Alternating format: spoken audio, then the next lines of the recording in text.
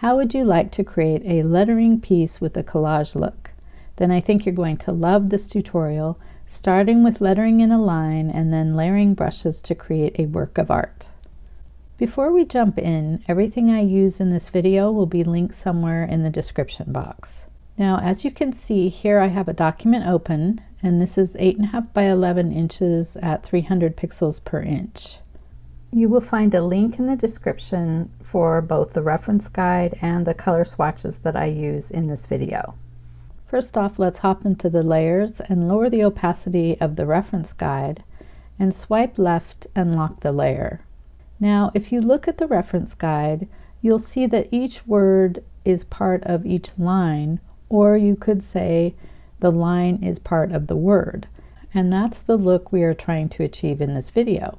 Now, I'm not going to use the reference guide, so I'll just turn it off. It's up to you whether or not you use it, but it does help with the placement of your lines. And now let's tap the plus to create a new layer, and then grab black from the color palette. Okay, and I'm going to grab a brush. This is actually a brush from a free set that I have on my website. It's a script style brush, but a mono style brush would also work, just whatever you have. Okay, now on the canvas, start your word with a line and make sure not to lift your pencil as you are drawing your letter and line. And it doesn't have to be perfect, and you can totally choose to letter something different than what I'm doing. Now let's move down on the canvas and start the next lettered line, remembering to draw in a continuous line without lifting up our pencil. And if you're not using the reference guide, try to keep in mind how many lines you will need and leave space for them on your canvas.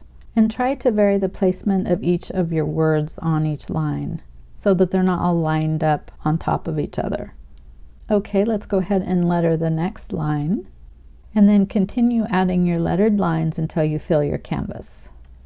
We can use the selection tool to create a selection around any of the lines and then use the move tool to reposition them. But there's no need for the space between each line of the lettering to be the same height. It'll give it a more organic look if it's not perfect. Okay, now it's time to add color. So let's hop into the layers, and first let's swipe left and lock our lettering layer so that we don't accidentally color it in. And then tap on the layer to open the layer options and choose select. Now in the selection toolbar, tap on clear to clear any previous selection, then tap automatic. Now on your canvas, tap on the open area above your first line of lettering to make a selection. Now slide your pencil to the right until the threshold is at about 20% or so. This will help fill in the selection area with minimal white showing. Now back in the layers, tap the plus to create a new layer, tap the color button, and I'm just going to use the first 6 colors in order in the color palette to make it super simple. So let's choose the pink and then drag and drop that into our selection on our canvas. Okay, hop back into the layers and choose the lettering layer, then tap and choose select. In the selection toolbar, tap clear, and then tap in the second open area between the first and second lettering lines to create a selection. Go back to the layers, choose the color layer, open the color palette and grab a color. I'll use the orange, and then drag and drop the color into the selection area on the canvas. Now back in the layers, choose the lettering layer, then tap and choose select. In the selection toolbar, tap clear, and then tap in the third open area between the second and third lettering lines to create a selection. Then hop back into the layers, choose the color layer, open the color palette and grab a color. I'll use yellow, and then drag and drop it into the selection area on the canvas. Okay, let's go ahead and follow the same steps to fill in the remaining 3 open areas of our lettering. I'm noticing when I zoom in that in the pink section I can see a thin white line right above my line of lettering. So I'll grab the pink from my color palette, and then in the layers make sure I'm on the color layer, and then I'll drag my color layer below my lettered line layer and then just fill that line in. Not sure why it did it with the pink. If you find you have white lines, then upping the threshold percentage should help, but keep in mind not to up it too much or you'll end up selecting more of your lettering layer than you want. And the rest of the colors look okay. Okay, so I'm pretty happy with how this turned out. So let me show you some of the other examples I created using the one-line lettering technique. It's a great way to create really quick cards. And in this one I added a pattern.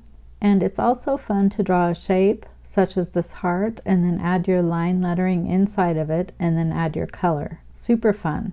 And then this final example, I was going for a rainbow look, so I just drew my lettered lines in a rainbow shape, and then added the color. So we could totally leave this as is, and it's a fun look, but let's add some texture and a collage vibe to each of the color sections. I'll be using my watercolor garden brushes, and some of the texture and pattern brushes from my Torn Shapes brush set as well. Let's hop back into our layers and choose our color layer, then swipe left and tap lock. Then tap the layer and choose select. In the selection toolbar, tap clear, and then tap on your canvas anywhere on the pink color to create a selection. And in the layers, create a new layer. Now I'll choose a darker pink color and the garden texture brush from my watercolor garden brushes, and I'll just start painting on top of the pink area. And since we've created a selection, the brushwork will stay confined to the pink area. And I'll grab another pinkish color and just layer that right on top. That's the trick to a painterly look, is to layer brushes, textures, and colors. And in the layers, let's create a new layer. And our selection is still active, so I'm going to grab a new color. I'll grab yellow, kind of a yellow-orange, and the Flower Mask brush from the same set. I want to stamp the bottom edge of the brush on the top edge of my canvas, so I'm going to zoom out and tap on the area above my canvas. Okay, I want to add a bit of pink on top of the orange. I'll need a new layer, and I'll grab pink, and then the floral texture brush, and I'll go ahead and just add some pink right on top of that layer. Okay, now we can move on to the next color section. Let's choose the color layer in the layers panel, then tap and choose select, then tap clear, then tap on the orange section on your canvas, create a new layer, grab pink from the colors and then the texture brush from the watercolor garden brushes, and just add some spots of color on top of the orange color section. And I'll get orange from the colors. Next, I want to add a pattern, so I'll choose my Torn Shapes brush set and grab the gingham pattern brush and layer that on top. Next, I'll grab the purple color and the texture brush again from the watercolor garden brushes and paint a bit of that on top. Okay, now I'm going to grab the vintage painted pattern brush from the Torn Shapes, and I'll get yellow and add that in a few spots. Okay, now back in the layers, choose the color layer, and we'll follow the same steps to make a selection of the yellow or third section of color on our canvas. And I'll grab the pink from the colors and then the meadow texture from my watercolor garden set, and we'll need a new layer, and I'll just tap the brush a few times to add a bit of color. Let's go ahead and create a new layer, and then I'll grab the blue and the Rose Trio 2 brush and just stamp that a few times. Next, grab white and the paint spatter brush and add a few paint spatters on top of the roses. I think it needs a bit more color, so I'm going to grab the pink and the texture brush and I'll just tap it a few times. Let's move on to the next color section. Choose the color layer in the layers panel, tap and choose select, tap clear, and then tap on green or the fourth color area on the canvas. Then create a new layer, and I'm going to choose a dark blue and the Flower Mask brush from the watercolor brushes. This time I'm stamping it towards the bottom edge of the selection. Now I'm going to go ahead and create a new layer, grab white, and this time I'll choose the mini flower scatter and I'll paint that inside my selection. Now in the layers, let's tap on the N on the right side of the layer and choose the overlay blend mode. This will make the flowers semi-transparent, and it also allows them to pick up some of the color below. Next, I'll use orange and I'll add paint spatters with the spatter brush. Now on to the next color section. Choose the color layer in the layers panel, tap on the layer and choose select, then tap clear, and then tap on the blue or fifth color area on the canvas. Then let's create a new layer, grab white, and this time I'm going to use the sprig brush and stamp it several times inside the selection. And I'm going to make sure some of them overlap. I really like that look. Now in the layers, tap on the N and lower the opacity to about 52%. Next, let's choose yellow, create a new layer, and I'm going to grab the vintage painted pattern brush from the Torn Shapes and go ahead and paint that inside the selection.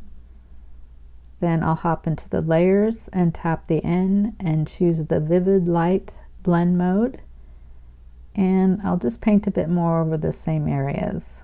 Okay, that looks good. Now we're ready to move on to our final color section. Choose the color layer again in the layers, tap on the layer and choose select, then tap clear, and now tap the purple or the bottom area on your canvas. Then create a new layer, and I'll grab the dark pinky purple color and the texture brush from the Watercolor Garden brushes, and I'll just add that inside my selection. And I'm going to go ahead and just use this brush and add several different colors. And I usually like to add a new layer if I'm adding a really bright color. Okay, now I'm going to grab the vintage painted pattern brush from the Torn Shapes brushes and create a new layer, and I'll just start brushing that right on top of my other layers. And I think it needs a bit more purple, so I'll grab purple and then the floral texture brush from my Watercolor Garden brushes, and I'll paint that on kind of to deepen the colors. And of course I couldn't stop playing with it, so it looks a bit different now. I'm gonna hop into the layers panel and change the blend mode to overlay. I find that I have a lot of happy accidents by just layering different brushes and colors over each other, and when I turn my brain off and tell myself to just have fun with it, that's when I seem to be most happy with my art. Okay, so I'm pretty happy with how this turned out. So let me show you some of the other examples I created using the one-line lettering technique. First off, here's another version of what I just created. I ended up creating several different versions while I was practicing this video. And here I just created my artwork and used my Torn Shapes set to make it look like it's torn on the top and bottom. Well, I hope you've enjoyed the video, and I hope you join in and create something fun. Please follow me at Studio Kitsch Design on Instagram, and don't forget to subscribe to our channel. See you next time.